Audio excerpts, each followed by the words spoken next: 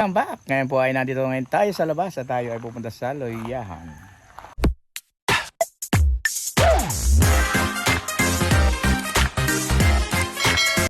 Tayo ngayon nagpapaharbis ng luya para sa ating ginagawang ito sa pagsasaka, ano?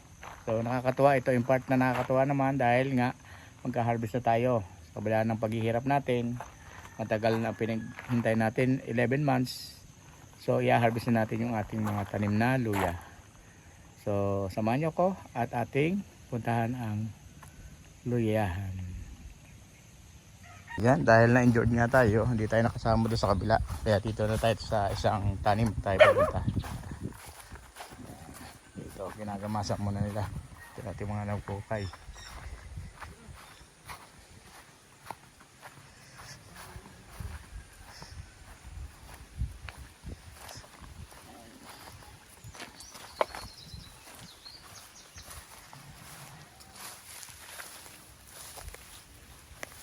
Parang wala pa namang bulok, ano? Wala pa? Wala pa. Kasi maganda pa yung luya natin, hindi pa nainitang maigi. Pag nainitan ito, herbal ito ano ito, mabubulok itong dito. Yung mga lutang na ano? Ayan o, lalaki din naman. Hindi ako nakasama doon sa asang pinagarbisan nila. Wala doon sana, maganda na doon. Ito doon. Lalaki ka din ito. Ano, lugot na. Ito si Ernel, mag-ukay din.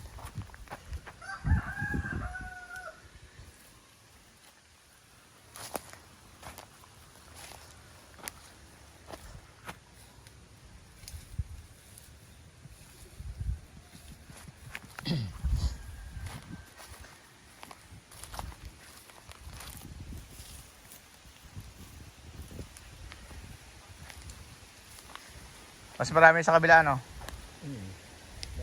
Para dito. Medyo maliit dito eh. Balik, ano?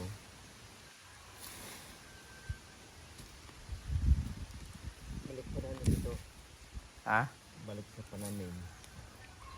Oo, medyo madalang ito eh. Nagdalang kaya ito? Nagdalang ng konti.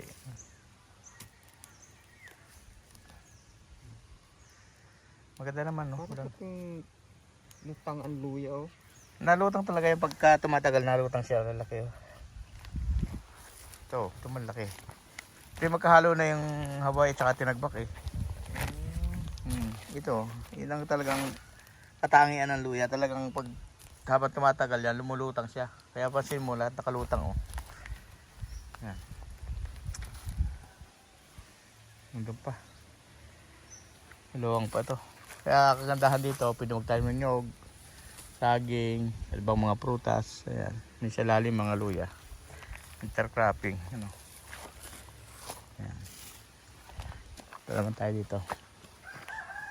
Pupunta natin yung inarbis sa kabila. Mga lakatanda rin dito.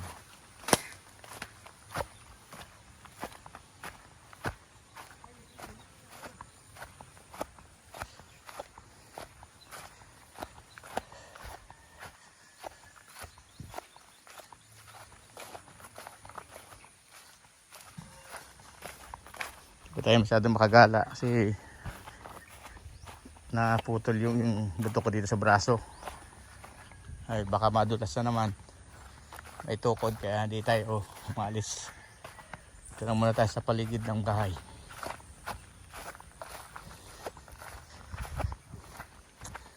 Ito ginagamit natin, kariton, paghahakot. Ayan, nandito rin ang ating mga tanglad sa gilid ng bahay. Yung bahay na ginagawa namin, oh. Ayan, kuprahan yan. So ito yung na-harvest sa kabila. Nasa kalahati pa lang yan, mga ano ito, 18 sako na. Meron pang hakutin doon sa baba doon. Ayan. Kaya ito nakakatuwa at marami rin laman, malalaki. Sulit ang pagod. Ito niya, lalaki, oh. Nakasapo. Ito yung isang paraan namin kapag mag-i-stack ng luya. Kailangan tuyo yung luya. Hindi nabasa ng ulan o binasa, huwag babasain. Dahil kapag nasa kasakong ganyan, hindi siya masyadong nakilis. Hindi masyadong gumagaan. Kaya ito yung isang paraan din namin kaysa nakabunto. Kapag may sako naman, mas maganda ito nakasako na. Kung wala naman sako, pwede naman nakabunak o nakababa, may takip, mga dahon. Para sa ganun ay hindi rin siya kumilis. Ito, dahil may sako naman, kami na paglalagyan, minabutan namin na sa sako na lang para mabilis. Kung may bibili na siya ng luya, ay madali na. Hindi na paulit-ulit na hahawakan at hihimayin. So saka pinakamaganda rin dapat pagka sinako nyo ay malinis na, para ito diretso na ito sa bintahan kung may bibili na. May mga bayar na, diretso na yan, hindi na ulit pipilian. So ito yung ating papansako, paglalagyan. Yan. So bukod yun doon sa may banda na yun, yun nandun yung hinakot nila kahapon baba. So ayan, punta naman natin yung ating mga alaga. So ganito yung aming routine tuwing umaga. Yan. Meron din kaming alagang mga biik. Ito naman yung pinagawa ko na kulungan ng manok. Dito ating mga sisiw. Dito yung mga sisiw sa loob.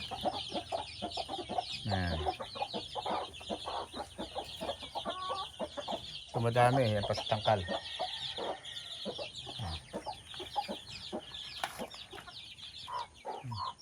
May mga lagayin tayo ng sisiw dyan.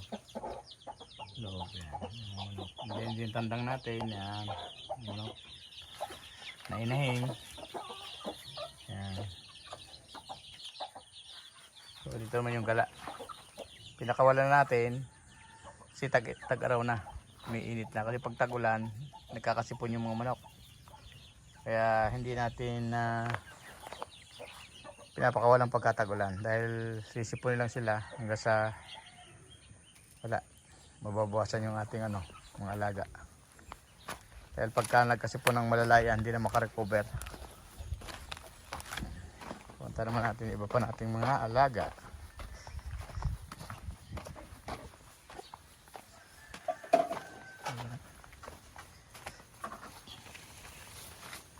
Ito naman ating honeybee. Ayan dyan. Papasok. Ito naman yung ating stingless bee. Ayan. Ayan, stingless bee natin. Ito, honeybee pa rin niya. So madami na tayong alaga dito. Ayan, may honeybee na rin yan dyan. So honeybee pa rin yan. Tapos dito, kagandahan, ito pinagsimulan ko, dito ako kumuha dati pinagsimulan ko ng honeybee. May dumating na naman na bago. Yan natin yan. Siguro mga 6 days na yun dito. Dumating. Yung nakagandahan kapag may mga bakante na, pwede nilang pagbahayan. Yan sila. Yan. So yan. Magagawa tayo ng hive ng ating honeybee o stingless bee, kailangan may ganito. Yan, langis or tubig para hindi maakyat ng langgam, dahil pag nalanggam to, lalayas yung ating honeybee at stingless bee. So yan, so ituturo ko lang sa inyo yung aking mga pamaraan para tumagal yung ating mga alaga na stingless bee at honeybee. So ito yung tinatawag natin na biroy. Yan, tinatandaan ko lang siya dyan. Ang biroy ay nagbabahay at kalimitan sa mga katawan ng nyog. Biroy ito. Basta biroy lang tawag ko dyan. At ito naman yung ating munggo-munggo. Kalimitan ito sa mga kahoy, sa mga bahay. Yan, sa mga sa bahay yan. Yan ang ating munggo-munggo.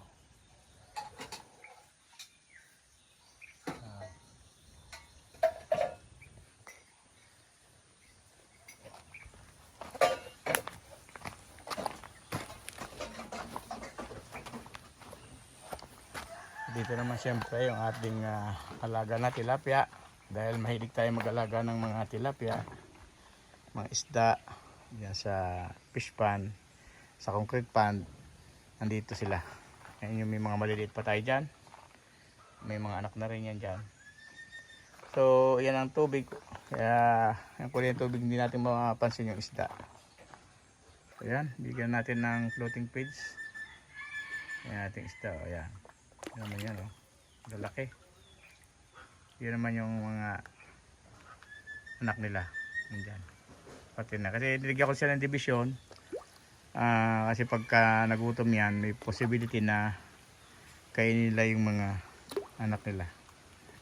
Yan, tingnan ko ng harang. Yan, plastic lang yan. Screen. Yan. Yan. Ito na yung mga maliliit dito. Yan sila.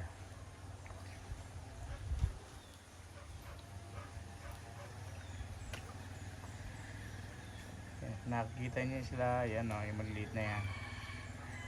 Yan yung mga anak na. Kaya tuloy sa pagdami rin ito kahit nandito na sila sa concrete pond. Ayan, dito tayo. Ayan po. Kung nagustuhan nyo yung aking mga ginagawa dito sa bundok, pa-like, comment and share. Pang mas marami pa tayong magawang video at marami tayong matulungan. Dahil kapag tayo ay nagkakaroon ng biyaya dito sa ginagawa natin ito, ay tayo nagbabahagi ng mga blessings. Ayan. Maraming pong salamat. Ito na ang mga inukay na luya.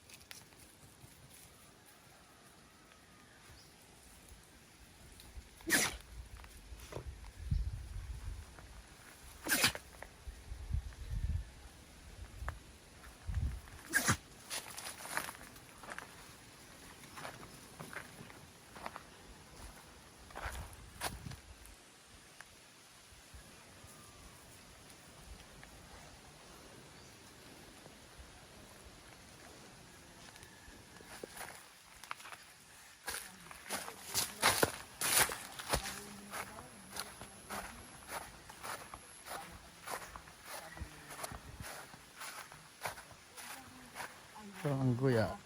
Ayan. Bagong ahit. Nahin.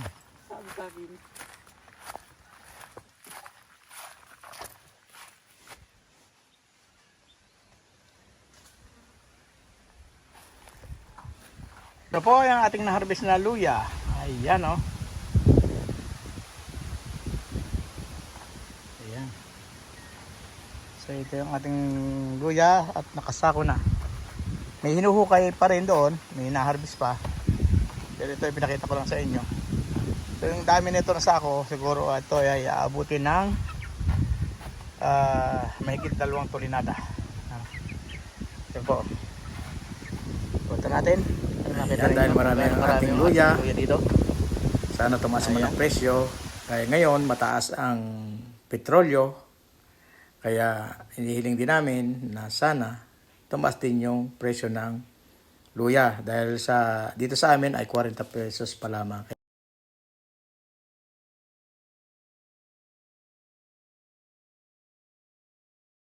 Kung gusto niyo yung video na ito, like, subscribe, and click the ring. Click the notification bell or bell icon. Diba? Yeah. Times para ma-notify ko kayo Yes. sa mga susunod namin gagawin na videos. Thank you. Bye! Bye-bye.